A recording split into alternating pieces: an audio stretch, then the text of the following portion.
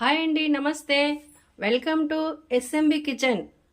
ఈరోజు నేను చేస్తున్న రెసిపీ పాస్తా, వెజ్ పాస్తా. దీనికి కావాల్సిన పదార్థాలు: ఒక కప్పు, పెద్ద కప్పు పాస్తా తీసుకోవాలి, రౌండ్ది. తర్వాత ఒక క్యారెట్ ఇలా పీసెస్ చేసుకోవాలి.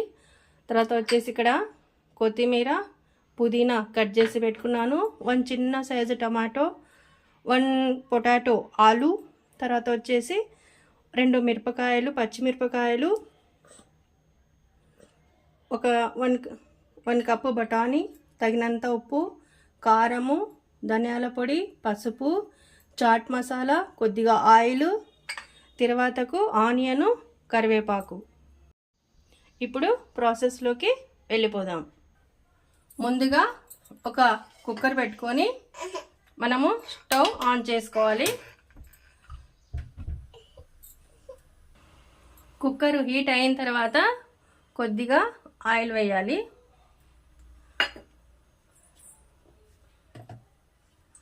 ఆయిల్ హీట్ అయిన తర్వాత కొద్దిగా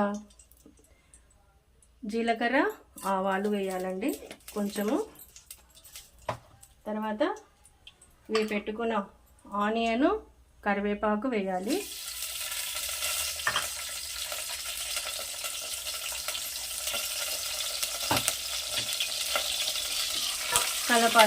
కలపాలండి ఇది.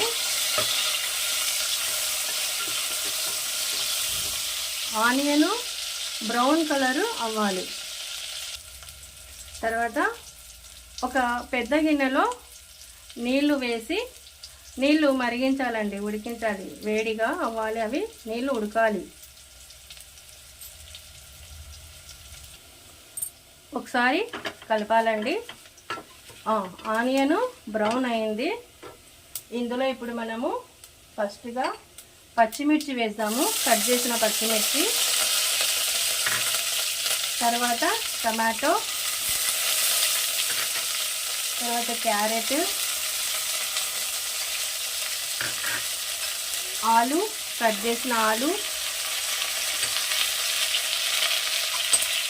తర్వాత పచ్చి బఠానీ వేసి కలపాలి.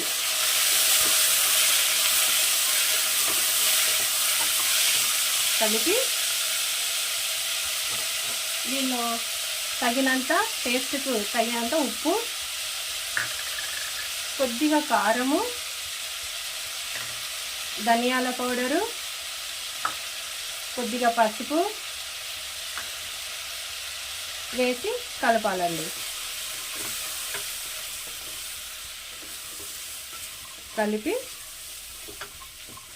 కలిపిన తర్వాత కొంచెం వాటర్ యాడ్ చేసాము.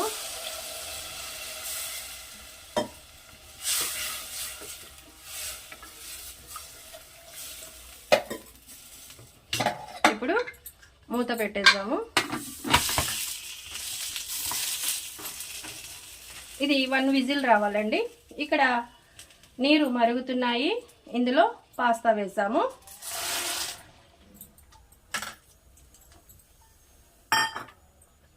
పాస్తా వేసి కొంచెము కలపాలి. ఒకసారి కలపాలండి ఇది పాస్తా.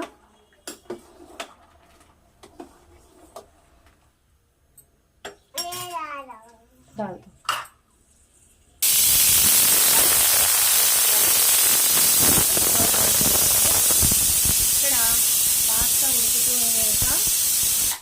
ఇంకా ఉడకాలి అది. దీనిలో కొద్దిగా ఉప్పు యాడ్ చేద్దామండి ఉడికేటప్పుడు. ఇది పొంగు వస్తుంది, అందుకే కొద్దిగా ఆయిల్ వేస్తాము. ఇందులో బాగా ఉడకనియాలి అది. ఇప్పుడు మూత తీసి చూద్దాము. కర్రీ బాగానే ఉడికిందండి. ఇక్కడ నేను నీళ్లు వంపి పెట్టుకున్నాను పాస్తా, దీనిలోకి కలిపేయాలి. కలిపి